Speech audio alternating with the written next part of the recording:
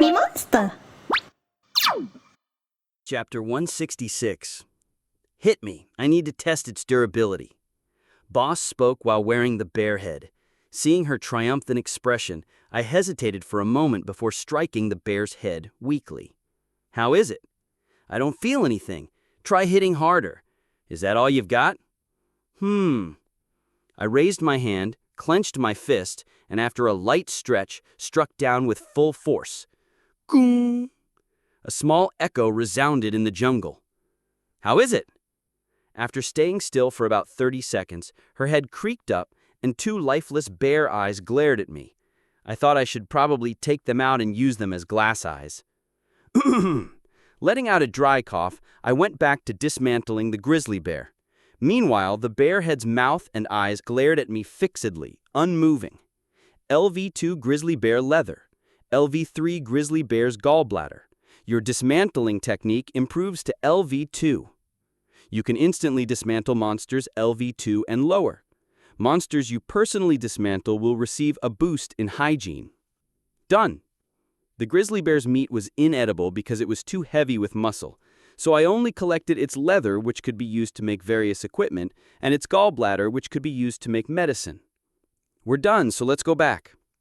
I got up, but Boss was still sitting on the ground looking up at me. Was she still in shock from being hit? I grinned and grabbed her wrist. Let's go eat. We have deer meat. And you should really take off that bear head. It's not a bear head. It's a helmet. Boss finally spoke, sounding sulky. Afterwards, Boss and I returned to our temporary camp. As soon as we entered the cave, the scent of savory meat filled the air. Boss smacked her lips. Today's menu was deer meat marinated in my special sauce. Oh, you're back! Jane, who was grilling meat, greeted us. Then she tilted her head at Boss, who was still wearing the bear head. Boss, did you get eaten by a bear? No, despite what it looks like, it's a good helmet. Boss took off the bear head proudly and handed it to Jane. Jane narrowed her eyes, examining the bear head's item description. Wow, it's LV3. Isn't this the same as the armor newbie sold on the auction house? Yes, but the one I made is better. Not all LV3 items were the same. There was a reason the Hero Association evaluated heroes with both a rank and a grade. For example, the difference between intermediate rank grade 9 and intermediate rank grade 1 was huge. Even 6 grade 9s couldn't defeat 1 grade 1 unless the grade 1's gift was directly countered. This difference only grew between ranks. In this sense, the gargoyle leather armor I made could be considered a grade 1 item, and this bear head a grade 9 item. I see. Jane nodded. At that moment, Boss quickly snatched the bear head from Jane and put it away in her inventory. She seemed to like it a lot. All right, let's eat. I cooked a lot. Yes. We gathered around the frying can and burner where the deer meat was cooking. These are done, right? Yes, go ahead, Boss. I respectfully let Boss take the first bite. She nodded and put the deer meat in her mouth. As the cook who marinated the meat, I enjoyed seeing Boss eat with a happy face. Next was Jane. After chewing a few times, her eyes widened. Oh, come. This is amazing. You made this sauce here? Yes. Wow. Oh, then it's not worth spending TP to buy bento boxes from the player shop. Bento boxes? Well, they're only for the tutorial anyway. You shouldn't be able to buy them now. The player shop's bento boxes were called Tutorial Bento Box. What, really? Yep, you can check it easily. Food was an important aspect in conquering any tower. The Tower of Wish had residential areas that sold food, but on mission floors like the second floor, food became one of the most important factors. After all, starving to death and being killed in battle had the same result. In this tower, dying meant the number of skills you could bring back to the real world decreased. Depending on how you died, it was possible to lose all 7 lives at once. Simply put, it was best not to die. You're right, they're not being sold anymore. Of course, I didn't really worry about the bento boxes. LV2 dismantling, LV3 cooking, LV3 crafting, and random dice. With these 4, I never had to worry about starving. I picked up my chopsticks and grabbed a piece of deer meat.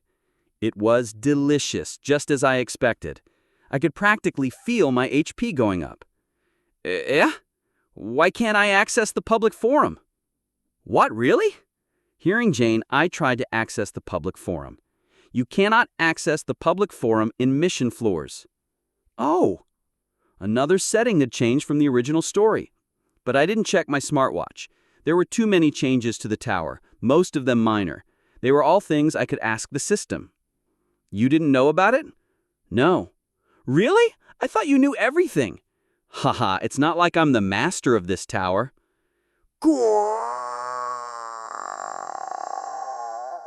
At that moment, a roar echoed in the cave, like a drunk man waking up from sleep.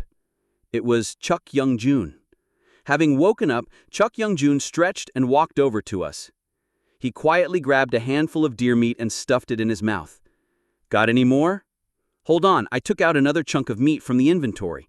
Since Bosch took the bear head I planned to give him, I should at least feed him well. Tss. Haha, it's looking great! Chuck Young-jun stared at the meat being grilled and grinned. While he ate, I began to pack up the items around the cave. Since we'd stayed here for a long time, it was time to get going again. Oh, I'm stuffed.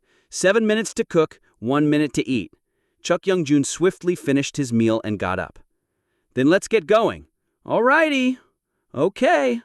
Jane stretched and Boss put on the bear head helmet. Just like that, we left the cave and walked through the jungle. Man-eating plants, gorillas, giant mosquitoes, and more. While defeating all sorts of monsters, we looked for an elevator. Oh! Before we noticed, our surroundings changed. It was like we passed through a barrier separating two regions. The greenery instantly turned to white snow.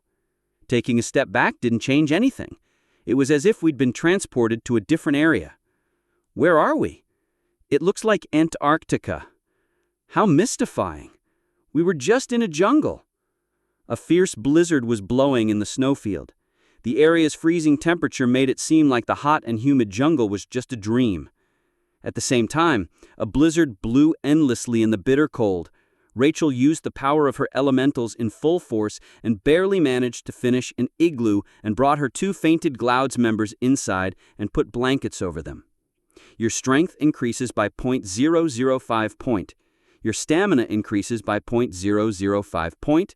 Your special stat, Elemental Affinity, increases by 0.005 point. Stat increase alerts didn't make her happy. Rachel looked down at her 2 guild members with mixed feelings. They had fainted the moment they touched the snowmobile. Thankfully, they were still alive. Rachel opened the messenger. Communication is being hindered by the mission floor's natural phenomenon, snowstorm. However, it was still non-functional. Rachel sighed and turned back to her guild members. They were lying on the ground like corpses. The tower system said each player had 7 lives, but there were penalties for dying. As vice leader of the Royal Court Guild, Rachel couldn't let her guild members die when she didn't know what the penalties were. Her stomach growled. Rachel opened the player shop as she rubbed her belly. She had already eaten all the emergency food supply provided by her ticket, but since she still had 500 TP, she wasn't worried about food. With that in mind, she clicked on the 5 TP tutorial bento box. As the tutorial ended, the tutorial bento box could no longer be bought. Eh? Her eyes widened in shock. Why now? Hoping for the best, she clicked on the 10 TP bento box. It was the same. After trying to buy food multiple times, she realized there was only 1 bento box available in the player's shop. Emergency bento box. 200 TP. It was a bento box worth 200 TP. Ugh. She covered her face and stomped on the ground. 200 TP for a single bento box? She felt like she was being punished for spending 3,000 TP on armor. Like the saying goes, bad things come all at once. The current situation was too much for a mere 20-year-old vice leader to handle. I can do this. Cheer up. Rachel lightly slapped her face. She didn't know when the blizzard would stop. Not knowing when her 2 guild members would wake up, she felt she needed to find food. With the plan in mind, Rachel left the igloo. The fierce snowstorm seemed to swallow her senses, but she forced herself to walk through the snow. She endured the bitter cold with her fiery elemental Fiery's help. After walking through the snow for a while, she suddenly stopped. The snow around her feet slid forward and fell off a steep cliff. A huge crevice was in front of her. "I almost fell." Rachel breathed a sigh of relief and looked down at the crevice. "Ah, over there." Under the 15-foot crevice, she discovered a golden elevator. It was easy to spot because of its color, which contrasted with the snow, and its unique shape. However, her joy only lasted a moment. Soon she bit her lip bitterly. Another group had already taken over the elevator. Rachel examined their faces. Thankfully, she recognized them from Korean news. They were members of China's #1 guild, Empire of Glory. Unfortunately, they seemed to have met up with the rest of their guild and were preparing to depart. Wait!" Rachel hurriedly shouted. 8 people looked up at her from the ground. Upon closer inspection, Rachel saw pride and joy on their faces from surpassing their competitors. Her intuition told her they wouldn't wait for her or her group. "Don't stay quiet after calling out. If you want to come with us, you should hurry up." The man suspected to be their leader reached out to her. Rachel sensed lust in his eyes. "Thank you for the offer, but I have comrades who fainted." "Ah, I see. But if you're not alone, I don't think we can wait. Who knows how many people will come here if we do?" However, his look of lust disappeared, replaced with competitive spirit. Seeing him turn away, Rachel hurriedly shouted, using her only negotiating tool.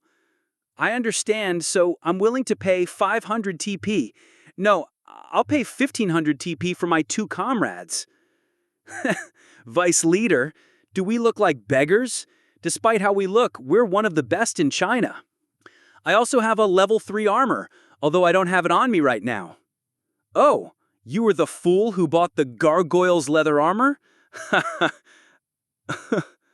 "Fool? Anyways, good luck with your passed-out friends. We'll go on ahead." Despite offering everything she had, Rachel was met with ridicule. The 8 people walked into the elevator, and soon the door closed. Wong. The elevator gave off a resounding vibration and shot up into the sky. Rachel could only stare as it left. Alert! Once activated, an elevator will reappear in a random location. Rachel despaired at the system alert. Tock, tock. At that moment, the sound of footsteps rang out. A human? Her guess was half correct. Turning around, she saw a strange half-human, half-beast monster. It was a monster commonly found in cold regions of Earth, a yeti. Rachel quickly raised her rapier. It was a level 1 sword she bought in Tutorial Town, but it was all she had. Level 3. Baby Yeti. A level 3 monster. It was the highest level monster she had faced since entering the tower. The Yeti glared at her and bared its fangs. Rachel didn't have much time to think. The Yeti's mind seemed coded with the command, "Kill all humans," as it quickly charged at Rachel in the blizzard. Rachel jumped to the side and dodged the Yeti's charge. Kua! The Yeti's enraged roar rang out.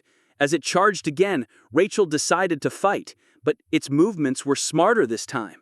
It leaped up with its powerful legs and instantly descended on Rachel. Koom! With a destructive fall, the Yeti brandished its fists. Rachel dodged with the help of her elementals and attacked openings in its defense. She wasn't sure if her attacks were effective, but the fight was evenly matched. Clang! Clang! The steel rapier clashed with the Yeti's fists, producing ringing echoes. Rachel's acrobatic swordsmanship kept the Yeti at bay, and it couldn't gain the upper hand. However, Rachel knew she couldn't drag out the fight. The Yeti was in its native environment, while Rachel had to expend magic power just to stay warm. Gwar! The Yeti's rage exploded before Rachel's worry had any meaning. Annoyed by her constant dodging, it roared and swung its arm in a wide arc. Rachel decided to use this opportunity to strike. But almost as if it had lured her in, or as if it had a powerful battle sense encoded in its DNA, The Yeti lifted its foot and kicked Rachel's rapier away. Clang! Seeing her rapier fly away, Rachel clenched her fists.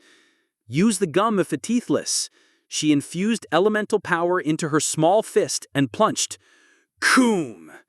Along with her punch, a huge sonic boom rang out from the distance.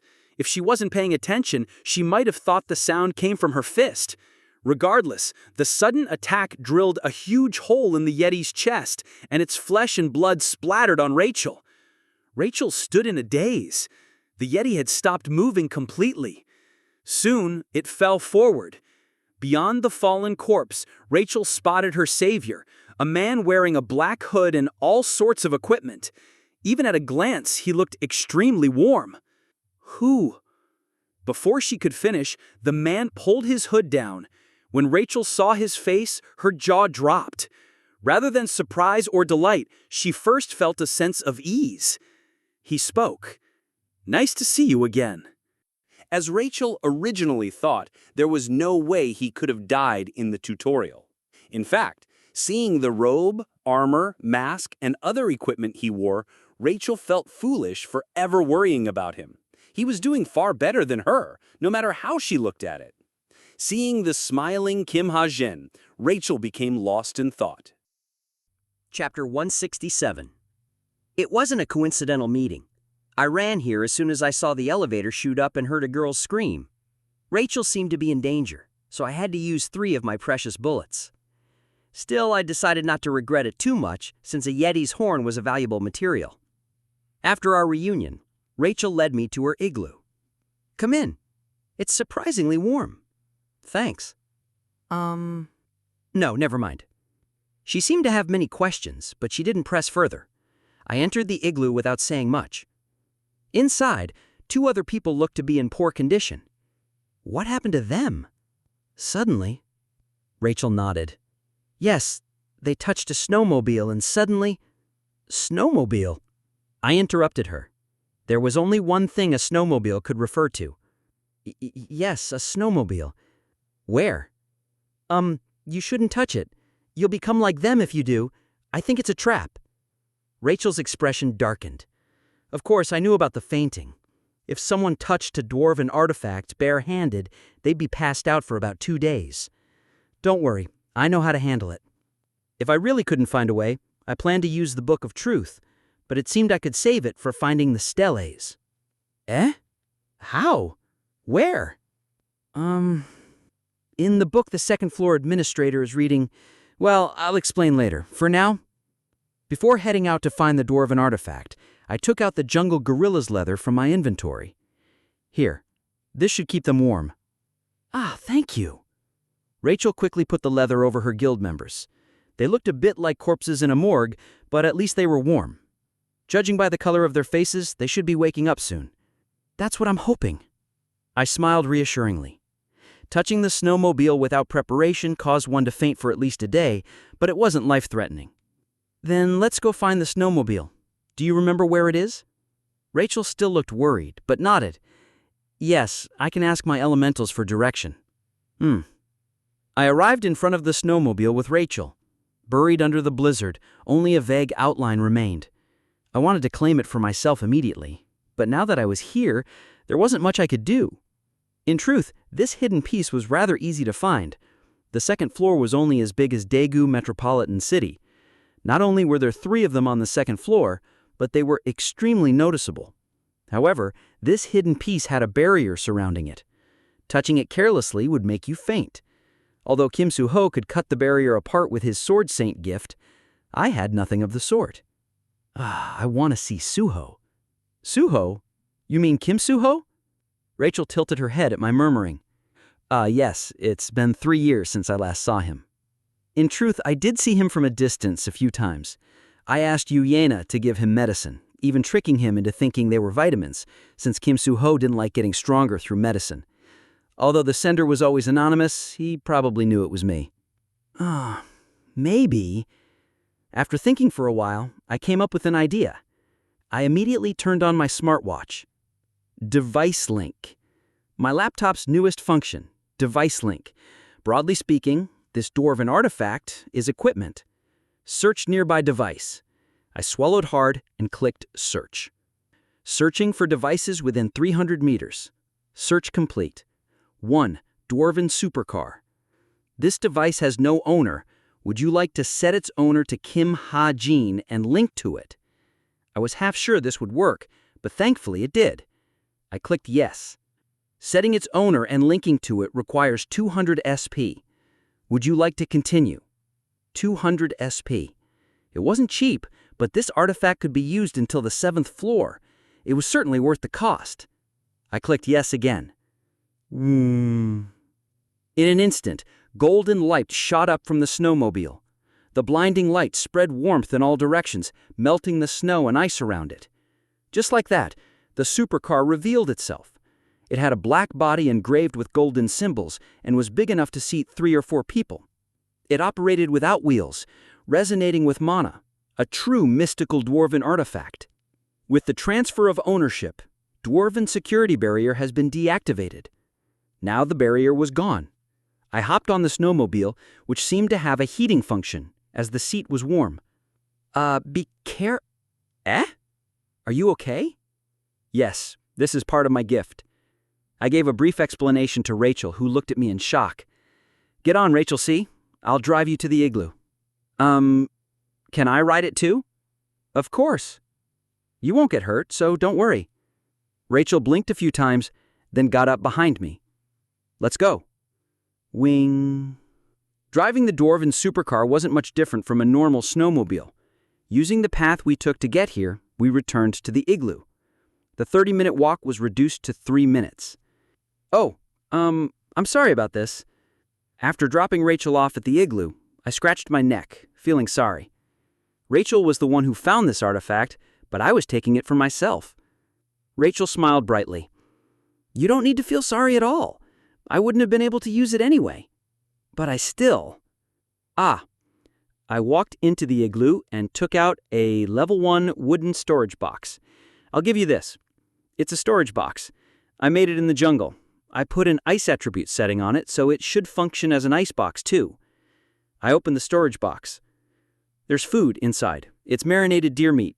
You can just pan fry it. Food? Rachel's eyes shone as she looked inside. She smelled the sauce used to marinate the meat. Thank you so much, Hajin. She expressed her sincere gratitude. I answered with a small smile.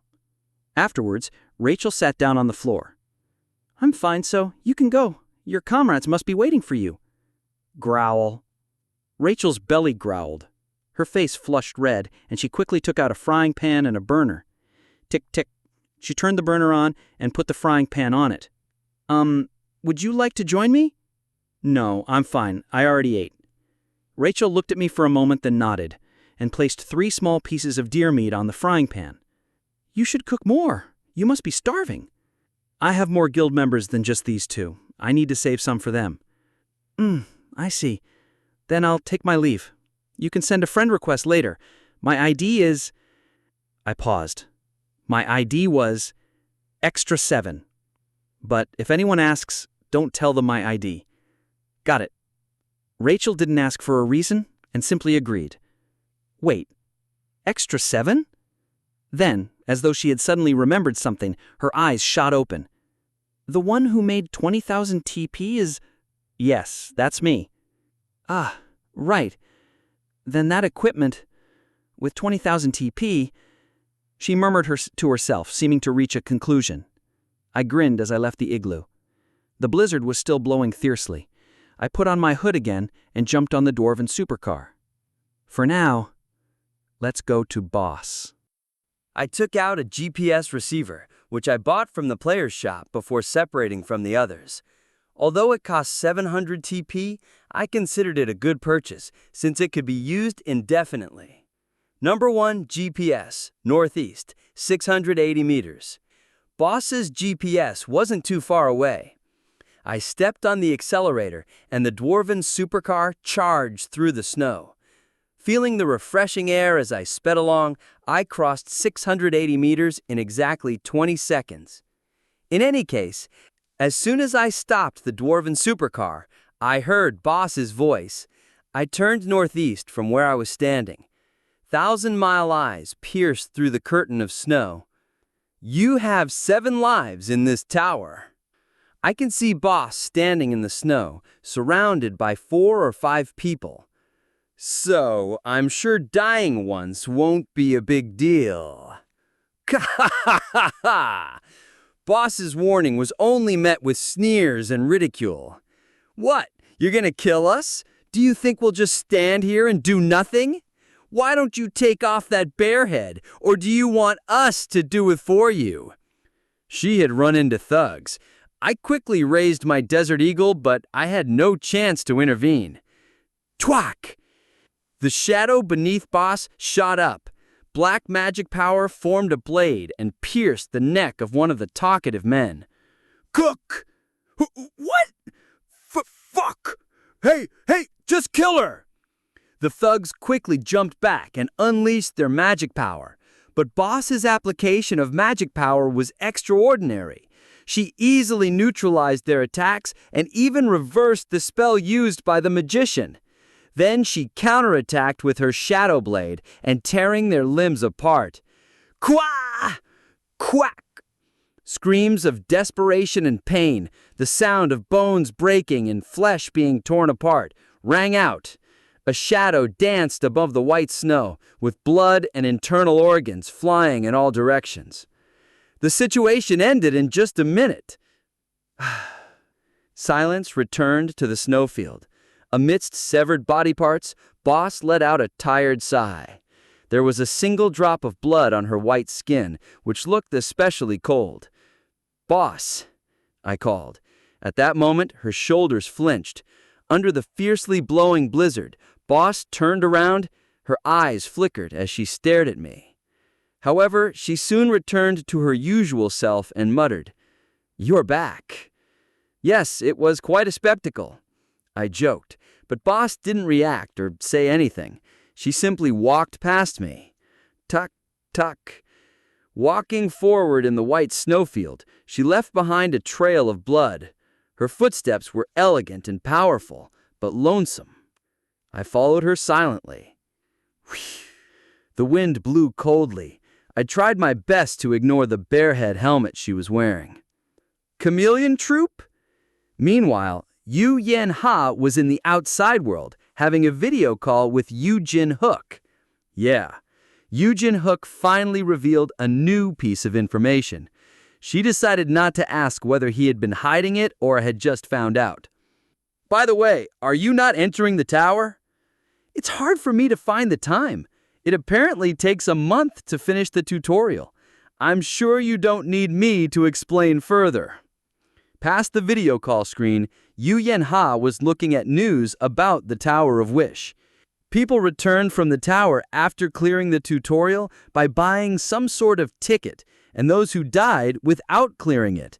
News about them was causing a stir. Yeah, that makes sense.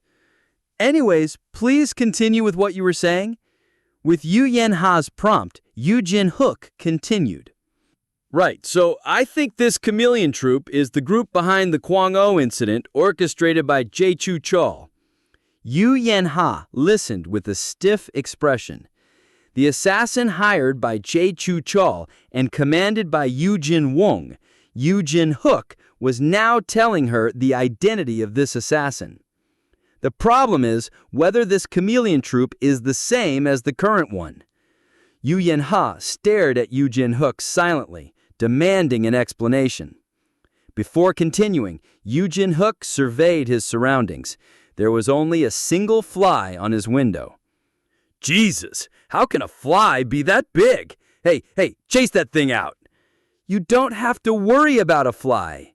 It's just too big. What the heck? Did it come back?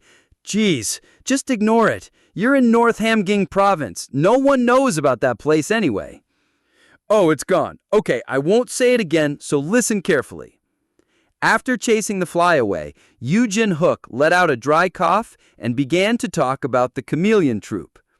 A mysterious group that appeared 30 to 50 years ago. Unknown goals, unknown members. Using the traces they left behind, he could only guess they were a crime syndicate with at least 10 powerful members. But you see, back in the day when I was hot stuff, Chameleon Troop's leader died. Eh? Died? Yeah, I think it was Chechu Chal who killed him, but I'm not exactly sure. Now, look at the terror incidents that have been happening in Pandemonium. Eugene Hook put up data regarding terror incidents in Pandemonium. Although terror incidents weren't rare there, what made these unique was the Black Lotus symbol. The Chameleon Troop must have picked a new leader and resumed their activities. So who's their new leader? I don't know. But this is where Kim Hajin you love comes in. Love? We're just allies. Anyways, it was a young girl who dropped Kim Hajin at an orphanage. Eugene Hook had seen this with his gift. I'm almost 100% positive that this girl is a member of the Chameleon Troop. In other words, Kim Ha-jin will be looking for the Chameleon Troop in the future. Yu Yen-ha nodded, agreeing with his reasoning. If things are as you say, it's really complicated. Yu Yen-ha drew a map in her head. Chechu-cha equals A, the Chameleon Troop's previous boss who carried out the Kwang-o incident, B, now deceased. Working with B, the young girl who brought Kim Ha-jin to an orphanage, C. C is surmised to be a member of the current Chameleon Troop. A total of 4 main characters, A, B, C, and Kim Ha-jin. It's too complicated. It is. Kim Ha-jin is only a small fish compared to these giants. That's why it looks and feels so dramatic. Dramatic? How? Think about it. Eugene Hook suddenly put on a weird face and shouted, "Chechu-cha, the child you tried to kill has come back alive." What? However, Yu Yen-ha only frowned. Chechu-cha will end up being killed by a main character he wasn't even aware of. An extra, if you will. Yu Yen-ha crossed her arms without replying to Eugene Hook's nonsense. She then thought of Chechu-cha. Chechu-cha, the Indomitable, the owner of Daehyun and an undoubted giant of Korea. She felt it wouldn't be long until she would face off against this giant. Part of the reason was the increased pressure from Chechu-cha as Essence of the Strait continued to grow. But Chechu-cha's granddaughter is your friend and subordinate. She's my friend only. But be careful. Chechu-cha isn't someone who would care about his granddaughter. Yu Yen-ha nodded. Even if Che Na-yoon was her friend and a hero of Essence of the Strait, if a day came when she had to swing a blade against him, when she had to fight him head-on, she would never hesitate. Same time, Chameleon Troop's hideout. In a room called Droon's Playroom, which Kim Ha-jin made with special care. What an interesting story! Droon stretched. In his eyes, the conversation between Yu Yen-ha and Yu Jin-hyuk was being replayed. Is my mission over now? In the past, Boss and Jain tried to employ several information guilds to look into Kim Ha-jin's past. However, they failed every time. Droon, who was investigating Kim Ha-jin's past independently, made an unexpected discovery. Well, calling it a harvest was a bit misleading. It was the only result he obtained from Mimio's 133-day stakeout. Should I tell them? Droon pondered. Mimio, disguised as a fly, brought back an interesting conversation. Regardless of whether it was true or false, things were sure to become touchy once either side found out. Nah. After thinking for a long time, Droon shook his head. Everything they talked about was speculation. Telling Boss or Hang about it will only cause problems. Droon didn't want Boss and Kim Ha-jin to fight yet. Hajin Hyung made this playroom for me and Boss took me in. Yep, that's right. Droon grinned and came to a decision on his own. But if everything is true... But he couldn't help but think of the possibility. If everything Yu Jin-hyuk said was true, the young girl who dropped a baby at an orphanage, if Hajin Hyung really was this baby and Boss was this young girl, then Boss killed Hajin Hyung's parents. Yikes! How scary! Trembling at just the thought of this brutal truth, Droon quickly hid under his blanket. Chapter 168. After commanding the dwarven supercar to follow us, I walked with Boss. We moved forward through the snowstorm, with no clear destination in mind. Sk. The sound of our feet crunching the snow echoed around us. Then, Boss spoke quietly. "What do you think?" Her voice was gloomy. I understood what she meant and the weight behind her words. Still the same. My answer hadn't changed since before. I'm a murderer, too. Whether someone is beaten to death, shot, or cut to pieces, the result is the same. Boss stopped. I stopped behind her, watching her small shoulders. Maybe she was afraid I'd be disappointed. In the 3 years we'd worked together, she'd never killed anyone so brutally. I see. She left those words behind and started walking again. They'll be revived anyway, though they'll have to start over from the tutorial. Being dismembered was a harsh way to die. Those thugs probably lost 2 or 3 lives from it. The pain alone would leave them with mental trauma. But they were the ones who started it. Boss had given them a chance to back down. They were probably djinns anyway. I heard about 500 tickets were released in Pandemonium. Yeah, Boss muttered, sounding less dejected. This seemed like a good time to show her my new artifact. I called the dwarfen supercar over. Shoom! As the supercar slid toward us, Boss was startled and released her magic power. What is it? It's mine. It's our transportation. I jumped in like I was getting into a sports car. Get in, Boss. What is this? Like I said, there are lots of useful items on the 2nd floor. I patted the back seat with a grin. Ho! Before getting in, Boss examined the vehicle with curious eyes. Is it pure gold? As expected, that was what caught her attention first. She rubbed the golden symbols on the vehicle, then jumped in.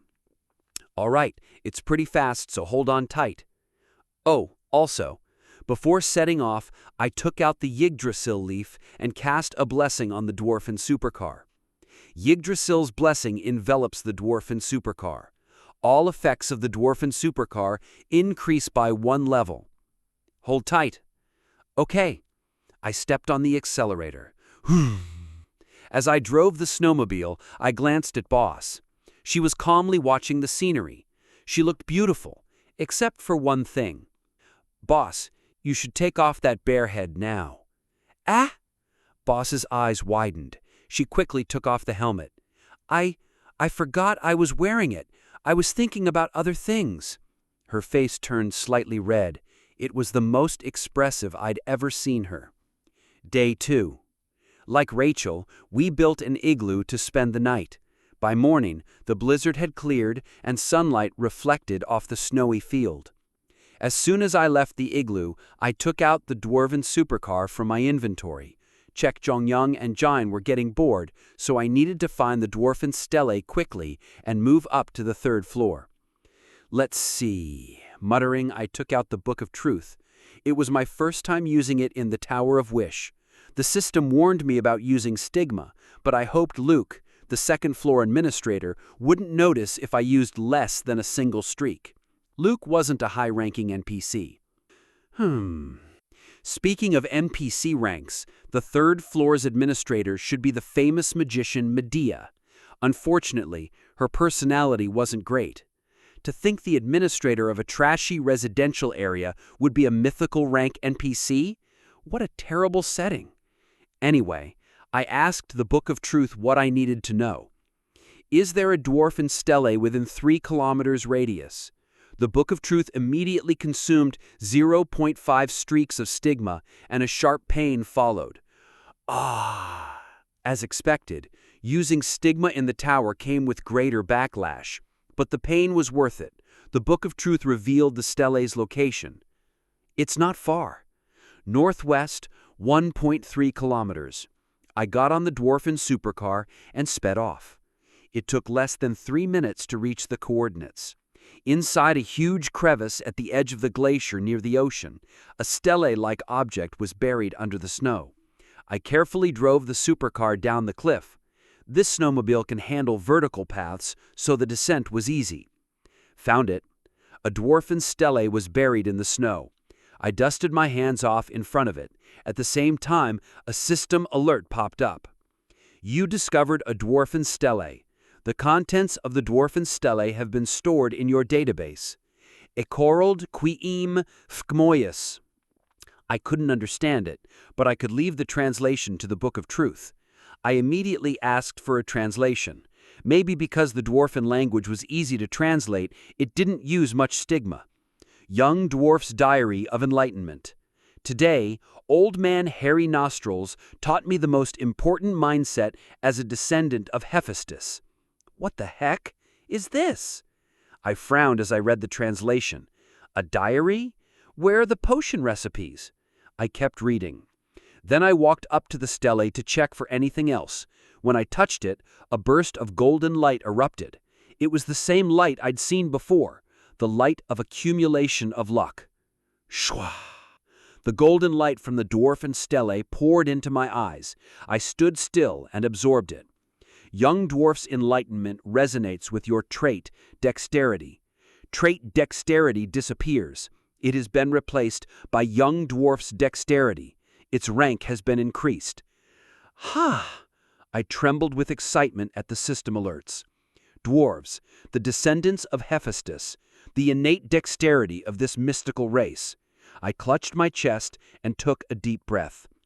There was only one thing I could say in this moment. Jackpot. After the blissful activation of accumulation of luck, we stayed on the second floor for another 36 hours. The landscape changed from Antarctica to a volcanic zone, and I found 2 more dwarfen stele. One had a recipe for brewing special dwarfen potion, and the other for crafting special dwarfen shoes. Both recipes resonated with Young Dwarf's dexterity and entered my mind. Now, I could make them as long as I had the ingredients. Now, everyone, let's go up to the 3rd floor. I almost died from boredom. We're finally going up? Chek Jong-young grumbled. I smiled.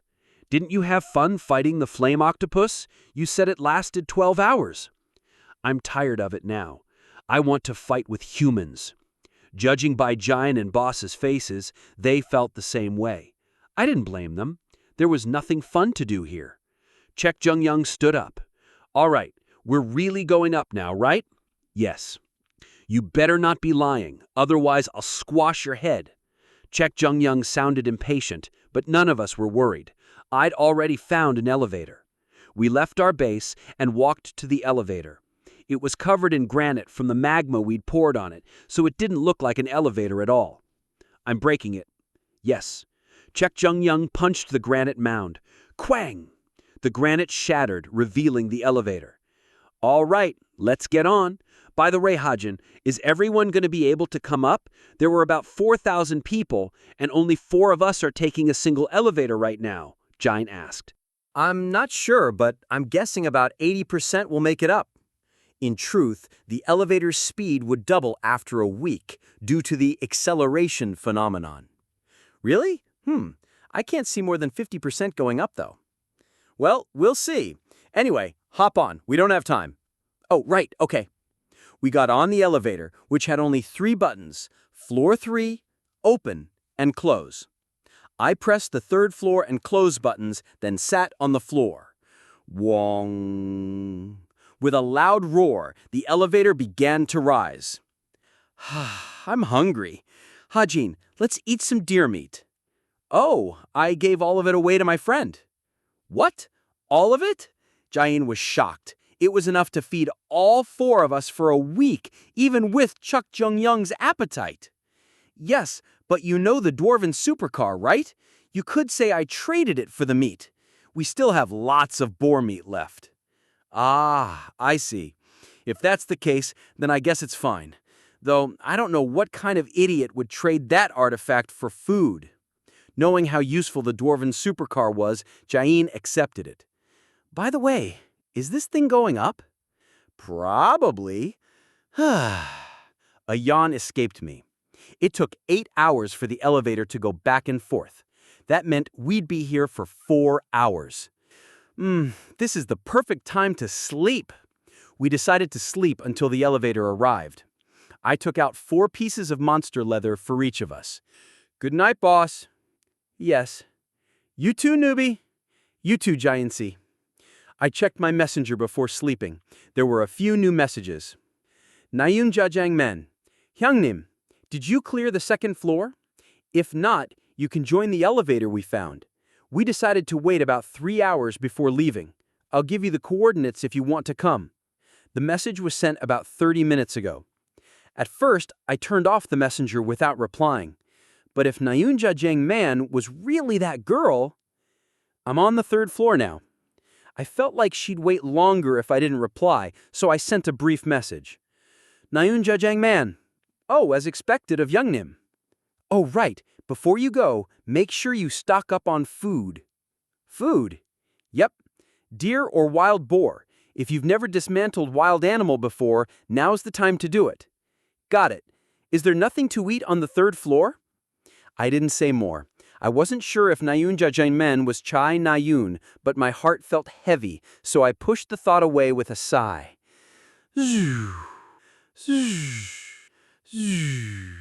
My gloom faded as I listened to the unique snoring of each member.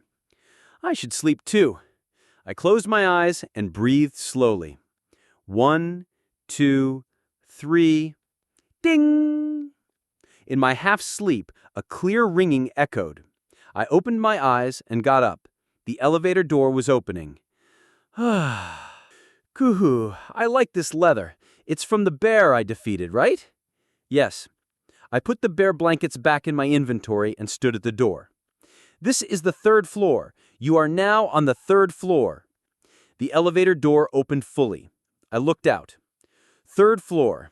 The first residential area, soon to be called the worst by players. Its name was Prestige. Welcome to the 3rd floor's residential area, Prestige. Inside residential areas, you can freely use the messenger, personal waiting room, and community. However, please be careful of sudden attacks by hordes of undead monsters. Prestige Boost. Stat increase rate is increased by 5%, 7% for magic power. What is this place? Jain frowned as she looked at the city outskirts. The city looked so poor, even I was surprised, despite knowing what to expect. Rundown shacks, homeless drunks sleeping by the road, a mysterious knee-deep fog and the thick smell of coal filled the air. It's a city. This is a city? Yes, the system called it a city, so it's a city. Roads filled with life and death, lifeless NPCs. With no sun, the world was black and dark blue. Now, let's enter. Since people lived here, there had to be shops. This part of the city was more hopeless because it was the outskirts. Wait, let me rest in my waiting room first. This place smells too bad. Ugh. Be patient. We have to figure out what kind of place this is first. Going to the waiting room right away wasn't a good idea. You'd be unaware of what was happening outside and miss out on the prestige magic buff. Right? Don't overreact and just endure it, Jain. Okay. Jain nodded, with boss chiming in. We walked through the city. The NPCs' gazes were similar yet different from the tutorial city. Some eyed our pockets, others begged for help. Oh, right. Where did the players go? They're probably working, to make TP. Ugh, this smell. Jain hated the city stench more than anything. The others felt the same way. Chuck Jung-young frowned, and Boss put on her level 3 bear head helmet. Wait just a little while. I'll make you a gas mask soon. I tried to comfort Jain. For now, the group quest from Prestige City Hall came first. Dealing with that damned Medea was annoying, but there was no other way to live in Prestige without her favor. Same time, 2nd floor. Rachel was walking toward the coordinates sent by the 2nd team. The 2 guild members who fainted after touching the dwarven supercar were with her. Vice Leader, over here! She saw 2 members waving in the distance. Rachel wanted to run to them, but she slowed down to match the pace of the 2 who weren't fully recovered. Geez, look at those 2. They're nothing but burdens. I heard you 2 fainted. Why didn't you just die? You're gonna revive anyway, right? Sorry, Vice Leader. Sorry. The two dropped their heads in shame, but Rachel smiled kindly. It's fine. No one expected such a thing to happen. Just like that, the 7 members of the Royal Court Guild reunited in front of an elevator. There was just one worry. Should we wait? 50 people can ride the elevator. Davin, the second team leader, asked. Rachel thought for a moment. She remembered the Empire of Glory Guild she'd met recently. Rachel didn't want to be like them. As vice leader, she knew sometimes she had to make tough decisions. In this place, kindness could be a burden. Let's go up. Rachel decided and got in the elevator with her guild. You can do the honors, vice leader. Yes. Rachel pressed the 3rd floor button. As the door was closing, Wait! Wait! A loud voice rang out. Startled, Rachel pressed the open button. Let me go with you! The door opened again, and Rachel saw a white-haired kid and her supposed guardian. They looked dirty and tired, but their running speed was impressive. Wah! The kid tripped on a stone and fell. The man quickly picked her up and entered the elevator. Ah, thank you so much. The man bowed in gratitude. No problem, Rachel replied coolly. For some reason, she felt she'd seen the man before. Tap, tap. A guild member tapped Rachel's shoulder and whispered, Vice Leader, I think they're Eileen and Yeong-ha. They're heroes of the Temple of Justice. Rachel's hair stood on end. After hearing their names, she matched their faces from memory. White hair was almost a symbol of Eileen. But what do you think is wrong with them? Rachel whispered back. Why were Eileen, one of the world's strongest heroes, and Yi Young-ha in such a state? It must be because they both rely heavily on magic power. As you know, magicians are at a disadvantage here. He was right. In this tower, you had to use your body to get by. Even the greatest magician was helpless if hungry. Thank you. Thank you. Really, you guys are the only ones who opened the door. Even so, Rachel was curious. Aileen's gift, spirit speech, was famous for controlling people's actions. Was her magic power that restricted? No, it's only natural. Nice to meet you, Aileen Shi, Yi Young-ha Shi. Rachel reached out to Aileen, who was about 20 centimeters shorter. Aileen looked at Rachel's hand, then grabbed it with a grin. Her hand was dirty and sticky. You know us? I don't think there are many who don't. There were. No, actually, they just pretended not to know me. They must have been scared of me. Meanwhile, the elevator door closed. Its destination was the 3rd floor. Shh. The elevator began to move. Anyway, thank you so much. Relieved, Aileen smiled like a child and plopped down on the floor. But I'm hungry. No, I'm starving. Young-ha, do you have anything to eat? No, we already ate everything. What do you have? Aileen turned to Rachel. She was too embarrassed to ask for food, but her eyes said it all. We don't have any either. Rachel had shake her head. Of course, it was a lie. Her inventory still had plenty of the deer meat Kim Hajin gave her. Thank you, thank you. Really, you guys are the only ones who opened the door.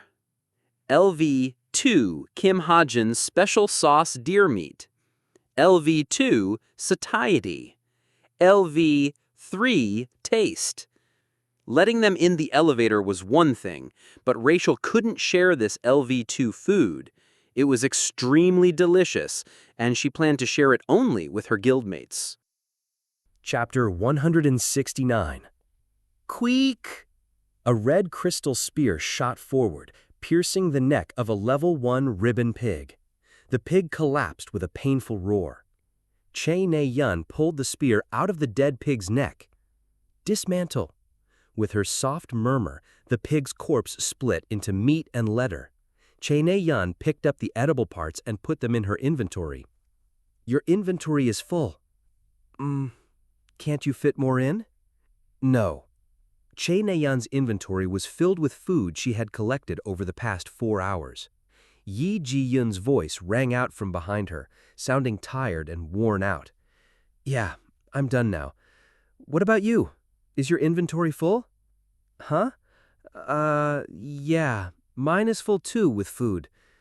It was clear she was lying, but Che Na-yun didn't want to press the issue. Let's go back now. More people are gathering at the elevator. Essence of the Straits team had already found an elevator 5 hours ago, but with Extra 7's advice, Che Na-yun delayed setting off and hunted nearby monsters instead. Hey Na-yun, we have to go. However, none of the other guild members were interested in hunting. Even when Che Na-yun told her it was advice from her master, who was already on the 3rd floor, they only repeated that she should hurry up. Their reactions were understandable. If other players rushed into the elevator while they were busy gathering food, it was possible for their elevator to be taken.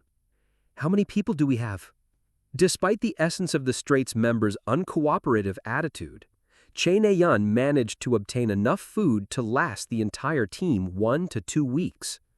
27 or maybe 28. We have to hurry. If it fills up, a fight might break out. Although Essence of the Strait had found the elevator first, other players had also gathered because they delayed setting off. Thanks to the messenger system, only one member of a group needed to find an elevator to call the entire group over. It wouldn't be surprising if a huge group arrived soon. Okay, let's go back. Che Na-yun decided to head back. Ew, good. Follow me.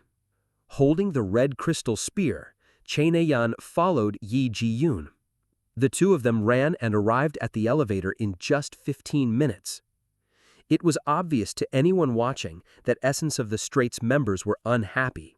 They were clearly annoyed but held back because Che Na-yun was Yu Yangha's friend. Still, Che Na-yun ignored their gazes and stood in front of them. Che Na-yun, we're delayed by you by 5 hours. 5 whole hours. This time, however, they seemed to have something to say. The chief officer of Essence of the Straits Tower Subjugation Team, High Intermediate Rank Grade 2 hero, Kim Yang-jin, stood in front of Che Na-yun.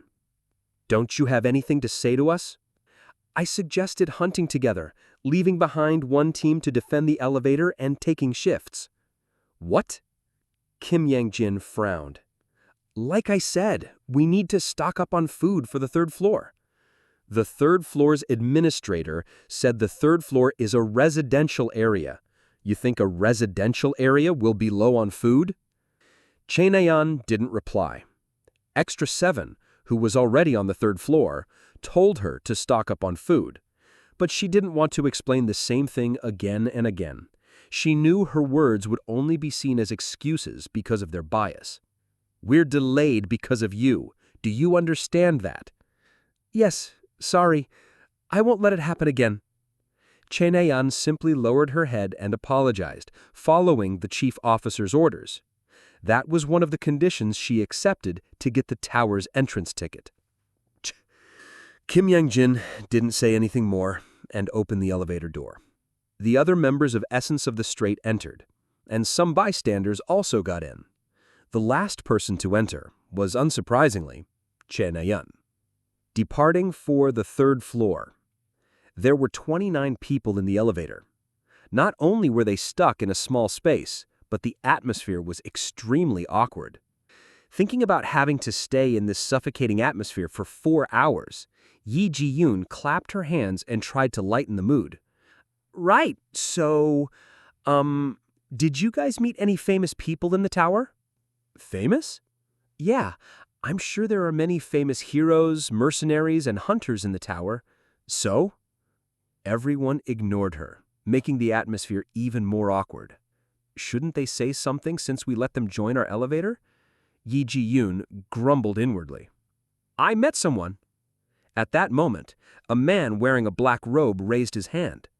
Wow, really? Yes. Who? He smiled at her question. Until then, Che Na-yun wasn't interested in their conversation.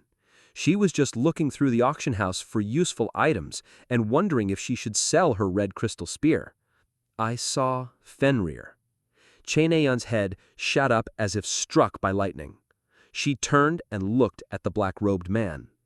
Geronimo's mercenary, Fenrir. Che Na-yun knew who he was. There was only one person in this world who could wield a gun so well. Really? In truth, people who were in Cube with Kim Hajin all knew about this, but Yi Ji-yoon pretended to be oblivious, out of courtesy. Was he strong? Yes. The man smiled bitterly and took off his robe. Yi Ji-yoon blushed when she saw his handsome face resembling Legolas. My friend and I almost died picking a fight with him. He was quite scary. Oh, I see. Yes, I suspect he's the strongest one in the tower. If you ever meet him, don't try to fight him. You'll die. Enchanted by the man's appearance, Yi Ji-yoon nodded blankly. Kss. Chain-Aeon clenched her teeth. The hand holding the spear shaft turned white. Kim Hajin was here. Just hearing this made blood rush to her head, filling her with all sorts of complicated thoughts. I admit. Her head felt like it was splitting in half. She felt like she was going to lose herself in this intense pain. Rage and fear rose up from her heart, as did hatred and sorrow. Doubt seemed to devour her rational thinking. There's no way he killed Oppa. There must have been a misunderstanding. Such thoughts flashed through her mind, breaking apart intermittently. She believed only what she wanted to. Yet there were things she just couldn't accept. Such things drove her crazy and stifled her breath. Ugh, my head! An unbearable headache struck her. It felt like a hammer was beating on her skull. In the end, Chain-Aeon smashed her head against the elevator wall and collapsed. Eh? Ne-yoon! Yi Ji-yoon quickly helped Chain-Aeon up, but no one else was interested. Even the members of Essence of the Strait backed off and glanced at the chief officer to take care of the situation. What a mess. Kim Yang-jin sighed. How long did he have to take care of that silver spoon? My head hurts too. He massaged his sore temples. 3rd floor, residential area, prestige. Tip: to purchase citizenship, find a guard. We were currently walking through prestige. As we got closer to the center of the city, fewer NPCs were sprawled on the ground and more proper buildings began to appear. What's that? After about 40 minutes, a tall wall with a large gate appeared in front of us. It's a gate, it looks like. Let's go near it and see. When we walked closer, a guard stopped us. The inner city is off-limits to non-citizens. If you want to go in, show us your proof of citizenship. Everyone except me blinked in confusion. Soon, Chek Jung-young began to crack his knuckles. I quickly stopped him. Stop. You won't be able to beat him. Ha ha, kid. Are you looking down on... Ask the system. Ask what? I'm sure it'll say... Chek Jung-young stopped talking. He should have gotten a system alert just now that read something like this. All guards inside Prestige receive 250% boost in their stats. We were only on the 3rd floor, but guards were at least LV5. With a 250% stat boost, we wouldn't be able to defeat them until we became strong enough to clear the 6th floor. Ha ha ha! That only makes me want to fight more! Shut up and stay put. Jane restrained Chek Jung-young, who was smiling mischievously. The guard spoke again. You can pay 1,000 TP to register as a temporary citizen or return to the outer city. What do you guys want to do? I plan on buying the citizenship. I turned around and asked the others. In truth, I was only asking out of courtesy. Citizenship was extremely important in Prestige. You couldn't do anything without it. I have 1,000 TP. I told you I think I can beat him in a fight. I don't have a lot of TP. Jane, Chek Jung-young, and Boss spoke respectively. Then I'll pay for Chek Jung-young and Boss. I took out 3 1,000 TP banknotes from my inventory. What about me? I know Jane C. is rich. I should have said I was poor too. Jane pouted as she took out 1,000 TP. I considered haggling, but I was dealing with a guard. Guards were the most inflexible among NPCs. Haggling probably wouldn't work unless it was at least at level 10. Here, 4,000 TP. Confirmed. The guard turned and gave the money to a clerk waiting at the entrance. The clerk wrote down the amount in her accounting book and produced 4 identification cards in the blink of an eye. Here, you are not official residents, so you will have to renew your identification card once a month for 700 TP. If you lose your identification card, it will cost 1,000 TP to replace, so keep that in mind. We received our identification cards, proof of our temporary citizenship. Extra 7, Boss, Phantom Thief, Goria's Strongest. Our nicknames were written on our IDs. How did they know our nicknames? We never told them. It's probably that NPC's trait. Oh, NPCs have traits too? We call them NPCs, but as far as the tower is concerned, they're humans just like us. At that moment, a series of system alerts popped up. You obtained prestigious citizenship. Common player quests have been issued. 1. Undead Monster Subjugation. You will receive 50 TP per 50 level 1 undead killed. You will receive 75 TP per 25 level 2 undead killed. You will receive 100 TP per 10 level 3 undead killed. You will receive 125 TP per 2 level 4 undead killed. 2. Land Spider Subjugation. You will receive 50 TP per 4 land spiders killed. 3. Demon Subjugation. There are 666 demons in Prestige. Each demon has a special bounty on its head. There's a lot. There sure is. Prestige wasn't the prettiest city from the outside, but it was certainly a place where you could earn TP thanks to common quests for its citizens, Medea's special quests, and other NPC quests. However, these benefits would be the cause of its downfall. The TP earned by players would grant no benefit to the NPCs here and would only fill the belly of the administrator, Medea. Of course, I had no plans to let that happen. Here, I wanted to see a different ending with Kim Suho. Rather than destroying the world within the tower, I planned to only destroy the shell that was the tower. This was the best ending I came up with during my 3 years of planning. I planned to turn this tower into a supporter of its own ending. Your inventories are full of food, right? Yep, just like you wanted. To obtain meat on the 3rd floor, we had to kill at least 66 demons.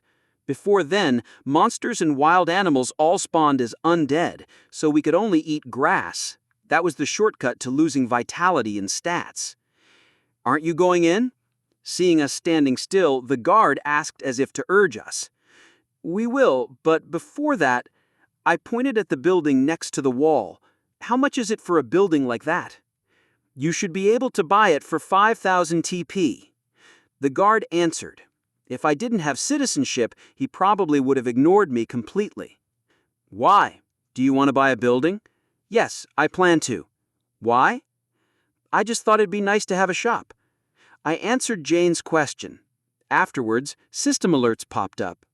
You can purchase the level 2 wooden building outside the inner wall for 5,000 TP. You currently have 24,000 TP. Would you like to purchase this building? Buying buildings sure was easy in a world without real estate. I clicked yes. You obtained ownership of level 2 wooden building outside the inner wall. There is currently nothing in the wooden building. With a single click, a building became mine. Let's go in. Huh? Don't you have to buy it? I already did. What? Leaving my 3 puzzled companions behind, I asked the guard again. Is it possible for us to meet the 3rd floor's administrator? No, it's too early to have an audience with her. How long do we have to wait? Just another week. In that case, there was no reason to go into the inner city. I crossed my arms and thought. Then I turned on my smartwatch to read the abandoned settings in my settings book. These were settings I wrote but never included in the real story. 3rd floor residential area NPC. 1. Kiri and Henry. Brother and sister duo. Give them money or food to get the black pouch. The black pouch allows you to bring back one item from Earth. Kiri and Henry are both clever and have high growth potential, worthy of becoming named NPCs. Oh right, these two kids were here too. Kiri and Henry aside, the black pouch is quite a useful item. Since I couldn't meet Medea, I had about 4 days of free time. I should obtain the black pouch and go back to Earth to bring back the goblin tablet. That way, I could also meet Evandel. Boss, Jane, can you two go inside and look for a hideout? A hideout? Yes, just a place for us to stay. You can just rent a house. Sure, but where are you going? I'm going back to Earth for a bit. Just like that, I let the three of them enter the inner city. Then I turned on my book of truth and asked, where are the NPCs Henry and Kiri? The book of truth consumed about 0.5 streaks of stigma and displayed the location of Kiri and Henry in real time. They weren't far, wandering near the outskirts of the city. I walked over. After about 15 minutes, buy some flowers, they're edible. I could see Henry and Kiri in the distance. They were selling flowers, but no one was interested, or even capable of spending money on flowers. To make matters worse, the flowers in their basket were all withered. Flowers! Buy some flowers! They're edible! I watched them silently. I had nothing to say. 2 starving children were trying to sell flowers no one wanted. Did it have to be so realistic?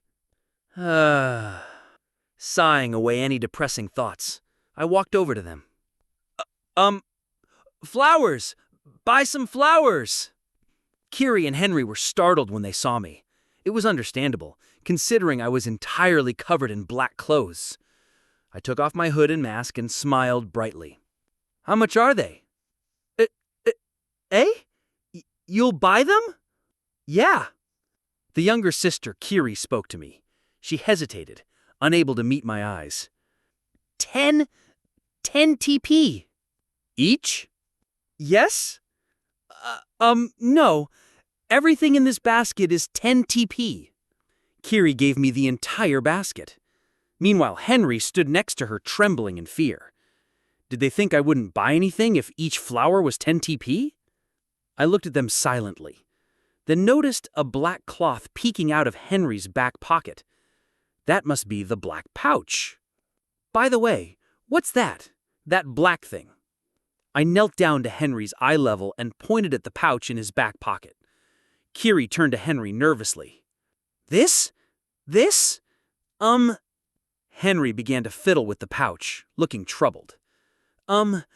This is, His small body trembled as he contemplated what to say. Soon he made a decision and took the pouch out. Will you buy this too? This pouch is really good. Opa, Dad said never to. Shh. The surprised younger sister Kiri stepped in, but Henry stopped her. Kiri bit her lips with a sad look. How much is it? This is a bit more expensive. It's, 200 TP. 200 TP. I looked at Henry's face. His cheeks were thin, and his eyes clearly showed fear. I suddenly thought, these 2 NPCs were created from a setting I abandoned. A setting disregarded because I was in too much of a hurry to advance the story or too lazy to write about it. What would have been their fate in the original story? They should have starved to death. 150 TP. Henry must have misunderstood my silence for dissatisfaction and lowered the price on his own. Is it too much? No, I think it's too little. When I said that, Henry and Kiri's faces lit up. I took out 200 TP coins and gave one to Henry and the other to Kiri. Kiri and Henry took the shiny coins with their small hands. They stared at them blankly and swallowed their saliva. Opa, give him the item. Oh, right, here. Hearing Kiri, Henry gave me the black pouch. And, take this too. Then Kiri quickly gave me the flower basket she was holding. I didn't buy this. You can have it. These flowers are edible. If you want, I can also teach you where they grow. I'm the only one who knows about this. Kiri was too kind. Such a young girl was braver than her older brother. I couldn't help but worry about them. It's fine. I shook my head, put the black pouch away, and tapped their shoulders. Hey, aren't you too hungry? Eh? This time they both put up their guard. You see, this Hyung is a building owner. Level 2 persuasive voice activates. Although they were born and raised in a harsh environment, they were still children. My voice was more than enough to persuade them. Building owner? Yeah. Also, I took out my identification card. Wow! A citizenship identification card! Wow! Henry and Kiri's eyes shone brightly. Collecting money and buying citizenship. This must be their dream. I spoke to them as warmly as possible. If you follow me, Hyung will make you lots of delicious food. Since I wrote that they were worthy of becoming named NPCs, I had more than enough reason to bring them along. Not to mention, I needed employees to take care of my new building. Chapter 170. Henry and Kiri were easily persuaded, so I went with them to the building I had just bought. It felt strange to call it mine, since I'd only owned it for 30 minutes. We walked inside, Henry and Kiri marveling at the place.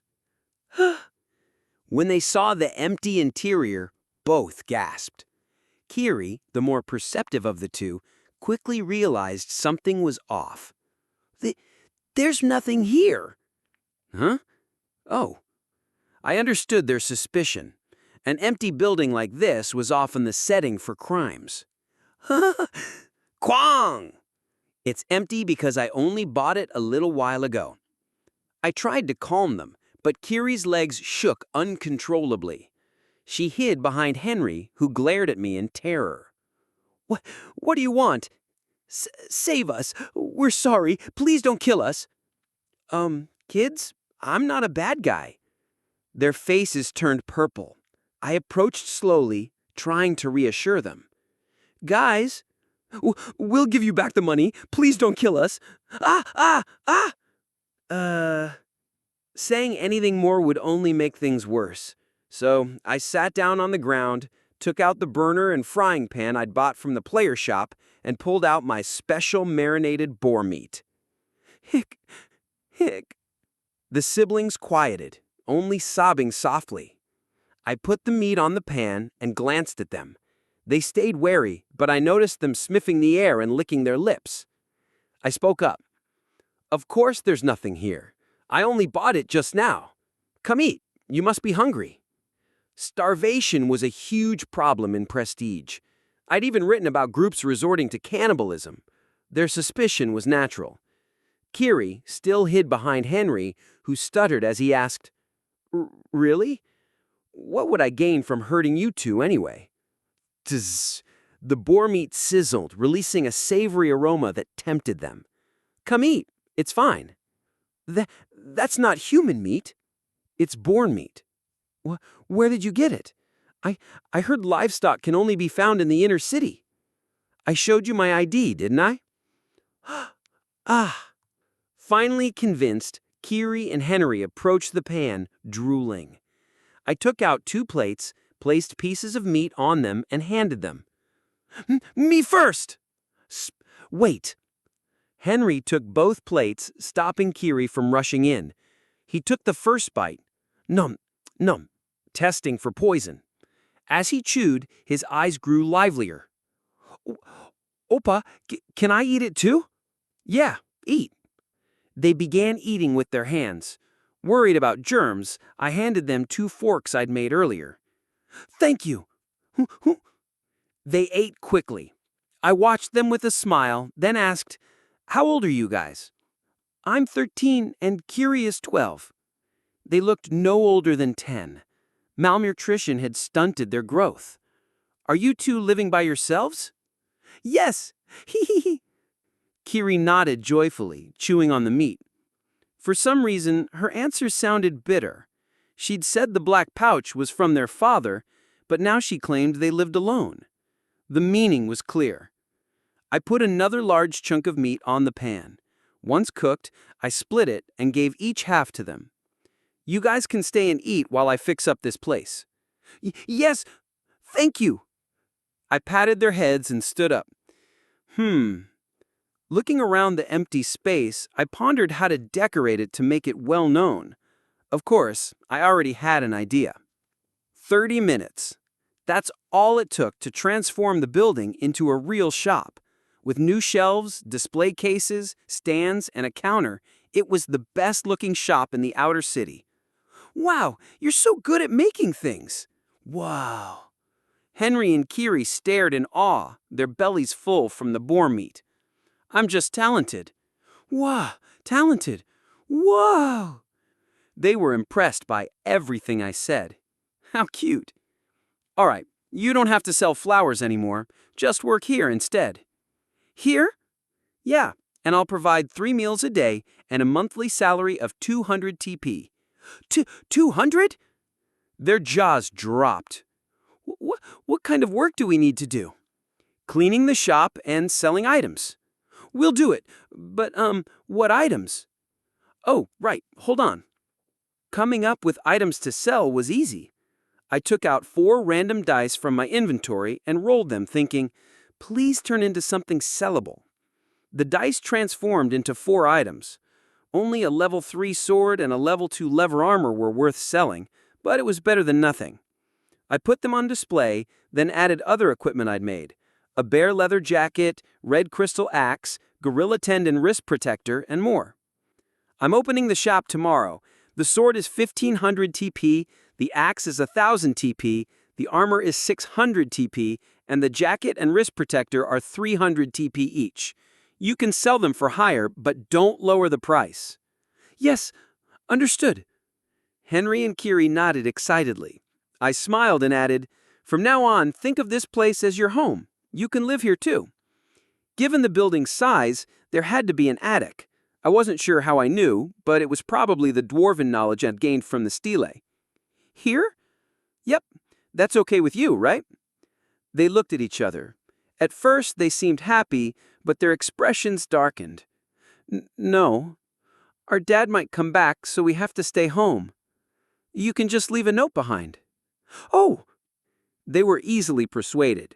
Kiri grabbed Henry's hand. Then we'll be back soon. Tip. Players can become friends with NPCs as well. Friended NPCs can be contacted through the messenger. You can become friends with the NPCs Henry and Kiri. Sure, but before you go, I friended Henry and Kiri. It was simple. Just think about it while holding their hands. Once done, they went home to leave a note, and I cleaned up the attic. I crafted a bed, table, mirror, and dressing table, then bought a refrigerator from the player shop. Since I'd be gone for a few days, I stocked it with boar meat and sandwiches. They could use the bathroom on the first floor. Oh, right. Looking at the sandwiches, I had an idea. I made a new one and left the shop, heading straight to the guard outside the inner wall. Good work. I greeted the guard and handed him a sandwich. What's this? A sandwich. He looked at it but didn't take it. Ah, as a fellow citizen, I'm grateful for your hard work. It's lunchtime, so I brought you a sandwich. I emphasized my citizenship. Guards are among the strongest in the city, and befriending one would be useful. Medea was likely the only one stronger. Thank you, citizen. He took the sandwich, examined it, and swallowed his saliva. I laughed and bowed. Ding! A system message arrived. Player Captain Britain sent you a friend request. Would you like to accept? I accepted immediately. Captain Britain. Hajin, are you on the 3rd floor? Yes, what about you? I just arrived, but I'm in a meeting right now in my waiting room. We're deciding whether to buy citizenship to enter the inner city. Also, thank you for the deer meat. I just ate some with my guild members and they all said it was delicious. OOUB. Rachel sounded as energetic as ever. Ha, I see. You should buy the citizenship. Otherwise, you won't be able to do much. Also, I'm returning to Earth for a bit. Earth? Yes, there's someone I need to check up on. As soon as I sent that, another message arrived. Boss. Newbie, when are you coming back? It was boss. I'll be gone for about 2 to 4 days. Do you want to come with me? Boss. Should I? Actually, Jain and Chuck Jung-young can't do anything without boss, so you should stay. Boss. I guess you're right. I was half kidding, but it wasn't a lie. In battle, boss's judgment was always spot on. After ending the conversation, I left a message for Henry and Kiri before closing the messenger. I'm going to be away for a while, so just keep the place clean while I'm gone. Eat lots and do some workouts. If something happens, ask the guard in front of the inner city gate to help. Also, bring him a sandwich every day for lunch. There should be a lot in the fridge in the attic. With that, I bought a return ticket and a re-entrance ticket from the player's shop. Would you like to leave the tower using the return ticket? You will return to the place where you used the entrance ticket. Warning: if you do not have a re-entrance ticket, your record will be deleted from the player database. I equipped the bracelet-shaped re-entrance ticket. Yes, I'll leave now. You used the return ticket. A black portal shot up. Level, ? Black pouch. Special item. Allows you to copy one item from the outside world and bring it into the tower. The copied item can only be used inside the tower. Holding the black pouch I got from Henry, I walked into the portal. I emerged in the same empty space as when I first entered the Black Tickets portal. Here is the storage box owned by Player Extra 7. A system alert appeared with the storage box. You can bring these items back to Earth, or you can leave them inside. I'll just go. Oh, this is okay, right? I held up the black pouch. Special item has been confirmed. The black pouch can be brought outside the tower. The exit portal will now be created. Another portal appeared, this one leading to Earth. I closed my eyes and stepped in. I opened my eyes with a sigh. I was back in the Chameleon Troop's hideout. Goblins bustled, working about. Now that I'd left the tower, I was no longer under its stat restriction. Still, I felt more sore than light. I need time to adjust to my changed stats. I stretched and looked around the lobby. Oh, newbie? When did you come back? Hello. Citron was lying on the couch. Next to her was a man I didn't know well but recognized. The seat of Indigo, Yu Kyun Hwan. Though we were in the same group, I had to be cautious around him. Indigo swung the other way. Yu Kyun Hwan surely preferred handsome men like Kim Soo-ho or Shin Jong-hak. He looked at me and nodded. Hello, Yu Kyun Hwan, see? This is the second time we meet. Yeah, I heard from Cetron that this place got better, so I came to look. I see. I did my best to ignore him and walked up to the goblin tablet. I took out the black pouch and brought it close. The pouch seemed to suck something in and soon became full, but the goblin tablet remained unchanged. So this was how the copying mechanism worked. What did you do? I copied the goblin tablet. Copy? Yes. Leaving Cetron and Yu Kyun Hwan, who watched with interest, I looked for Khalifa. He came out and opened a portal for me. Just like that, I arrived in front of my apartment building. I ran as quickly as I could. I didn't want to waste any more time. First, I went to my room, but no one was there. Then I remembered I'd left Evendell at Hajin's place. I practically flew to the apartment complex down the block and rang the bell. Who is it? It was Yoon Sung-ah's voice. It's me, Kim Hajin. Oh, you're back. Keek. The door opened. Yoon Sung-ah came out looking tired and disheveled, but she didn't seem to care. I went inside and looked for Evendell. Evendell was sitting on the couch with Hajin. Unlike at home, she sat modestly, like a lady. Evendel, I called her name. She flinched, then slowly turned to me. Her pretty eyes widened. It's been a while. Hajin! Evendel shouted and ran into my arms, burying herself in my chest and weeping. Hajin! Don't cry. I came back safe and sound, didn't I? Hello. While I comforted Evendel, Hajin came over and bowed. Hello. It's been a while. Hajin had grown since I last saw her. She must be around 120 to 130 centimeters.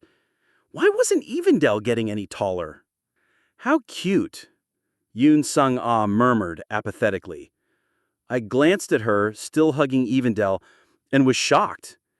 I hadn't noticed before, but her hair was a mess, she had thick dark circles, and her lips were swollen. I would have believed her if she said she was homeless. What happened while I was gone? I took a few steps back. Where are you going? Yoon Sung-ah asked coldly. Home? I'm going to eat with Evendel. Hajin, do you want to come too? Uncle will cook you steak again. Yes. Yoon Sung-ah stared at me. You entered the Tower of Wish, right? Are you doing well? Or did you give up halfway? I'm going back. I'm paving the road for Suho, so don't worry. September 1st was coming up. Kim Suho and Jin Sa-hyuk would finally enter the tower. When that happened, I'd be much busier. But Yoon Sung-ah tilted her head. For Suho, didn't you guys break off your friendship? What? No way. I smiled. We're just doing different things for now. Meanwhile, the 3 members of the Chameleon Troupe walked through the inner city. The difference between inner and outer city was like heaven and earth. The inner city had cleaner air and better structures. Look, they must be players. Jain pointed to a group gathered around a pond, lit by streetlights. Most wore dark expressions. Judging by their serious tone, things weren't going well. Jain guessed it was because they'd spent 1,000 TP on citizenships when low on money. What's wrong with them? Hearing Chok Jong-yong's question, Jain smirked. You would have been there too if it weren't for Hajin. What'd you say? Think about it. Finding food, cooking food, advising us to find food, and even lending us money. It was all Hajin. Chok Jong-yong fell silent, rubbing his chin. Now that he thought about it, it was thanks to Kim Hajin that he was in such good shape. He never had to worry about food or money because of him. I guess you're right. Shh, quiet. Boss strained her ears, eavesdropping on the players. Wouldn't it be better to go back down to the 2nd floor? We can come back after we stock up on food. But what if we can't find an elevator to come back? Plus, our citizenship is vaulted if we go back. We'll have wasted 1,000 TP. Then what do you want us to do? Haven't you seen the food situation? It's better to come back with food and sell it. I have food. I brought some from the 2nd floor. What? Show us. The group began to fight. Boss watched, then turned away. Let's go find our base. Okay. The Chameleon Troupe walked away, searching for a hideout, as Kim Ha-jin had suggested. After 2 hours, they found a decent building to rent for 300 TP a month. Player Phantom Thief has rented a hideout. The following bonuses will apply when you're in your hideout. Plus 10% vitality recovery rate. Plus 2% stat increase rate when training. So, there are bonuses for having a hideout. Like I thought, listening to Newbie is never wrong. Jane smiled and sat on the floor. Chek Jung-gong started exercising as soon as he saw the system alerts, and Boss opened the community. Then, tss, a mysterious screen appeared. Hello, players. Whoa, what's that? They stopped and stared. On the screen was a breathtaking beauty with blonde hair and green eyes. I am the administrator of the 3rd floor, Medea. Jane crossed her arms, a bit jealous of Medea's beauty. I must be surprised by the horrendous condition Prestige is in. I am also heartbroken. While I explain how to reach the 4th floor, I plan to help everyone out." Medea smiled brightly. "First, to climb to the 4th floor, you need to kill at least half of the demons on this floor. The demons and their undead army block the path to the 4th floor, located in the 4 cardinal directions around Prestige." Medea's expression turned somber. Another screen appeared showing a map of the demon bases. "I'll make it so you can access this map from the system whenever you want. Also," Medea snapped her fingers, "I'd like to give everyone a gift, but I, unfortunately, don't have the resources. So I will gift the players with the highest point in each stat area. In other words, 6 of you will get a gift for having the highest strength, vitality, speed, perception, stamina, and magic power. I hope you don't think I'm being too cheap." Boop! A flashing light shot into Chek Jung-young and Boss's pockets. "Boss, Chek Jung-young, what did you two get?" I got a gauntlet." Chek Jung-young took out a gauntlet, while Boss took out what looked like a magnifying glass. Heart-piercing magnifying glass. 3 uses. Special item. You can see what a target player or NPC thinks about you. Remaining time, 119 hours, 29 minutes, 23 seconds. "Boss, what does it do?" Without replying, Boss held the magnifying glass up at Jane. She just wanted to try it out. The inner thoughts of a comrade were most important to her. Sister, comrade, bond. Familiarity, responsibility to look after you, light pity. The first 3 were good. The 4th made sense, but the last 2, light pity? She pities me. "What does it do, boss?" "Shut up." Offended, Boss looked away. Next was Chek Jung-young. "Huh? What's up?" The magnifying glass zoomed in on his face. Hey, you want to see my handsome face?" Above his grin, a series of words appeared. Loyalty, master, desire to return the favor, gratitude for awakening his past life, desire to win against you, thinks he can win against you. Again, the last 2 bothered her, but it was still better than Jane's. Deciding to use the last one on Newbie, she put the magnifying glass away. "Now," she clapped her hands, "since we found ourselves a hideout, let's eat and go hunt." Thank you for listening.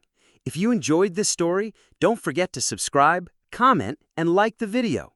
Have a suggestion? Let me know in the comments.